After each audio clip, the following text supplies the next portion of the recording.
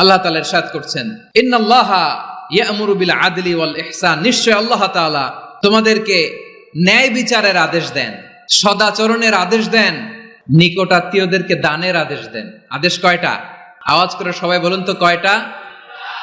নিশ্চয় আল্লাহ তাআলা তোমাদেরকে ন্যায় বিচারের আদেশ দেন, সদাচরণের আদেশ দেন, তিনি তোমাদের নিকট আত্মীয়দেরকে দানের আদেশ দেন, আর তিনি তোমাদেরকে অশ্লীলতা থেকে নিষেধ করেন, মন্দ কাজ থেকে নিষেধ করেন, অবাধ্যতা সীমা লঙ্ঘন থেকে নিষেধ করেন।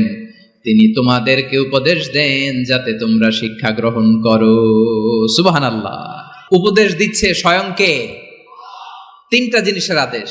ইয়া'মুরু বিল আদল, সুবিচার ন্যায় বিচারের আদেশ তিনি দেন। ইহসানের আদেশ দেন, যাতে আমরা ইহসান করি, একে অপরের প্রতি সুবিচার করি, মহানুভবতা দেখায়, অনুগ্রহ দেখায়, আর নিকট আত্মীয়দেরকে যেন আমরা দান করি।